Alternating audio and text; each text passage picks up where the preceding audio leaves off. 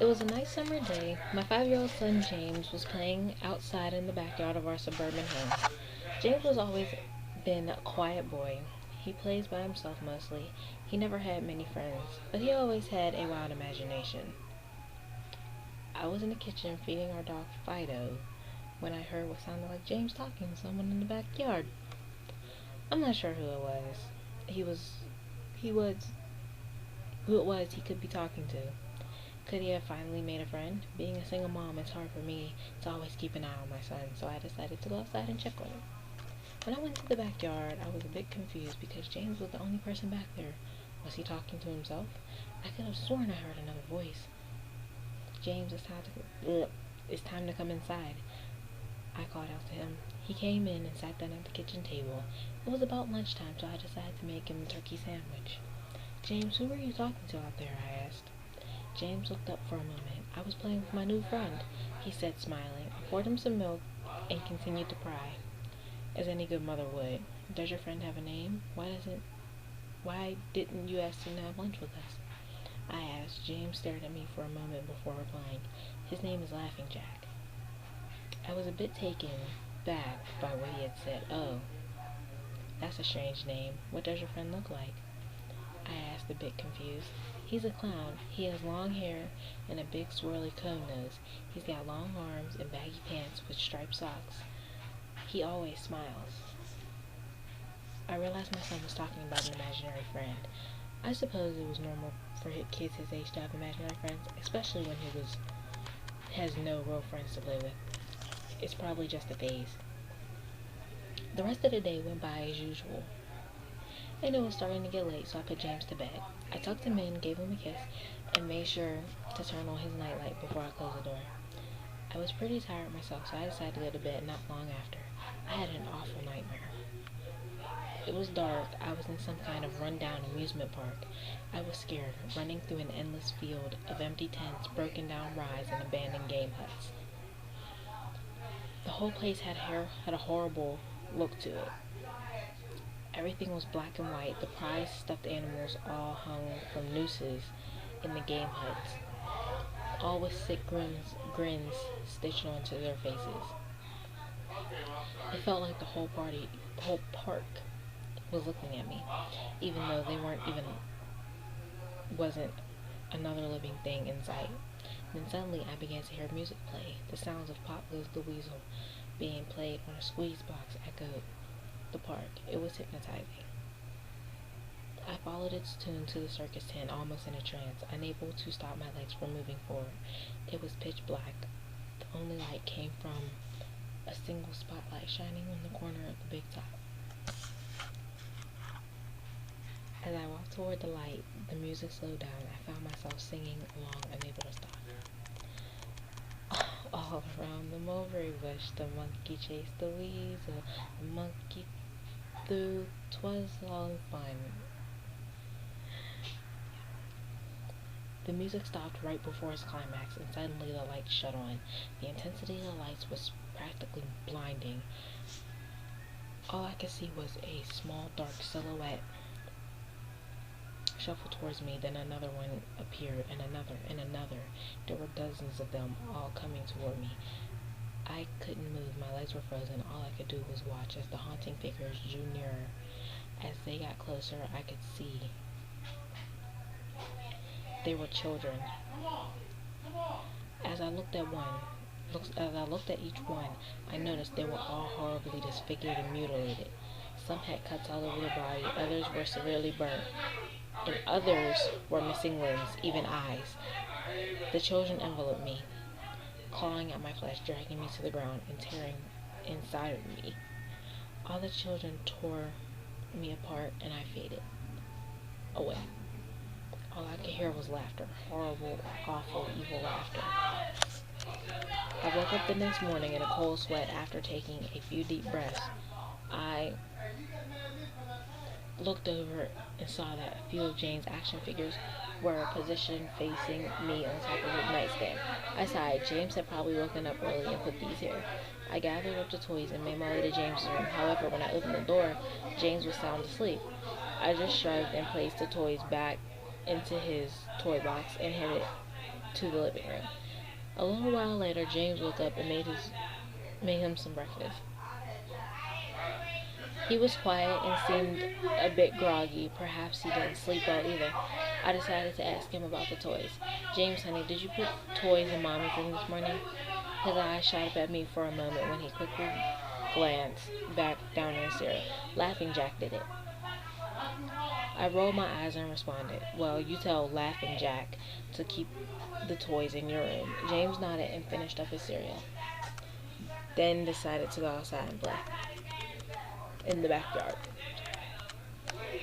I was relaxed in the room and must have dozed off because I woke up a couple hours later. I need to check on James. I was a bit worried. It had been over 2 hours and I haven't checked on him. I went outside to the backyard, but he wasn't there anymore. I was getting nervous, so I called out to him, James, where are you? Just then I heard a giggle coming from the front yard. I rushed through the gate around to the front of the house. James was sitting on the sidewalk. I breathed a sigh of relief and walked over to him. James, how many times have I told you stay in the back? James, what are you eating? James looked at me, then reached into his pocket and pulled out a handful of hard candies in all colors. This made me very nervous. James, who gave you all that candy? James just stared at me, not speaking. James, please, tell Mommy where you got that candy. James hung his head down and said, Laughing Jack gave it to me. My heart sunk. I kneeled down to look into his eyes. James, I have had enough of this damn Laughing Jack thing. He is not real. Now, this is a very serious situation, and I need to know who gave you that candy. I could see my son's eyes tear up, but Mommy, Laughing Jack did give me the candy. I closed my eyes and took a deep breath. James had never lied to me, but what he's telling me is impossible. I made him spit out the candy and throw the rest away. James appears to be fine. Maybe I've just overreacted. After all, he could have gotten it from Tom or Linda from next door, or Mr. Walker down the street. Either way, I'm not going to have to keep a closer eye on James. That night I put James to bed as usual and decided to go to bed early myself. Suddenly I was woken by a loud bang coming from the kitchen. I sprung out of bed and hurried down the stairs. When I got to the kitchen, I was horrified. Everything on the counters had been thrown on the floor, and our dog Fido hung dead from the light fixture. His stomach was cut open and stuffed with candy, the same type that James was eating earlier that day. My shock was quickly broken by a sharp scream coming from James's room, followed by loud crashes. I quickly grabbed a knife from the drawer and moved up the stairs with the speed that only mothers whose children are in danger could have. I burst through the door, flicked on the light. Everything in the room was knocked over and tossed onto the floor. My poor son in his bed, crying, shaking with fear. A pool of urine stained the sheets. I scoped my child up and down and ran out of the house and went next door to Tom and Linda's. Luckily, they were still awake. They let me use their phone and I called the police.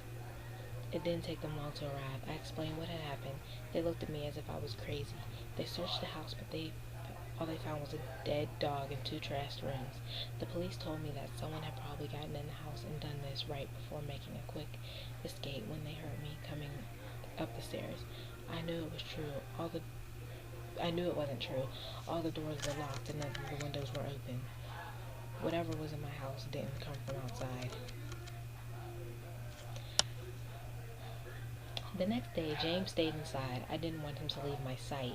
I went to the garage and found his old baby monitor and set it up in his room. If anything comes into his room tonight, I was going to be able to hear it. I went to the kitchen and grabbed the largest knife from the drawer and put it on my nightstand. Imaginary friend or not, I'm not letting anything hurt my little boy. Soon enough, night came. I put James to bed. He was afraid, but I promised him that I wasn't going to let anything happen to him. I tucked him in, gave him a kiss, and turned on the nightlight. Before closing the door, I whispered to him, "Good night, James, I love you." I tried to stay up as long as I could, but after a few hours, I felt myself drifting off. My baby could be safe for the night, and I needed to sleep.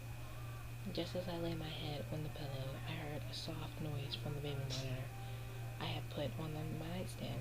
At first, it sounded like interference, like the kind of radio would have. Then it turned into a soft moan. Was James asleep? Then I heard it, the laugh from my nightmare. That horrible laugh. I sprung up from bed and grabbed the knife from under my pillow. I rushed over to James's room and creaked the door open. I tried the light switch, but it wouldn't come on. I took a step in and could feel the warm, thick liquid on my feet. Suddenly, James's nightlight came on, and I could see the absolute horror laid in front of me. James's body was nailed up to the wall. The nails pierced through his hands and feet. His chest was cut open, and his organs hung down to the floor. His eyes and tongue had been removed, along with most of his teeth. I was disgusted. I could hardly believe this was my baby boy. Then I heard it again. The soft, desperate moan. James was still alive. My baby, my poor baby, in so much pain, barely clinging to life. I ran across the room and vomited on the floor. But my sickness was interrupted by a horrible cackle coming from behind me. I spun around while still wiping Bill from my mouth. Then out of the shadows emerged the fiend responsible for all this horror, Laughing Jack. His ghost white skin and matted black hair hung down to his shoulders. He had piercing white eyes surrounded by dark black rings. His twisted smile revealed a row of sharp, jagged teeth, and his skin didn't look like skin at all. It almost looked like rubber or plastic. He wore a patchy black and white clown outfit with striped sleeves and socks.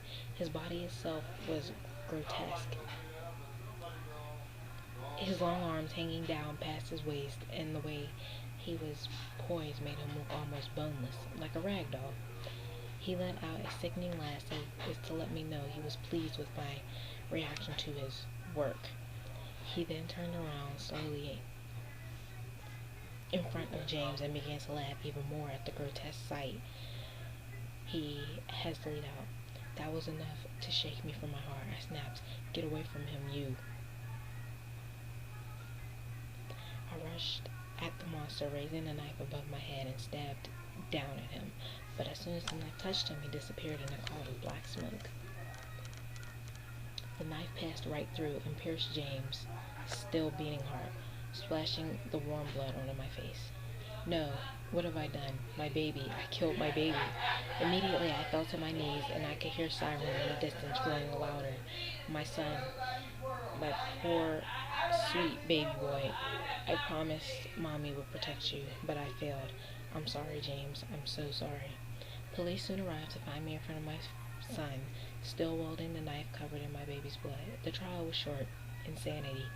I was placed in the Los house for the criminally insane, where I've been for the past 2 months.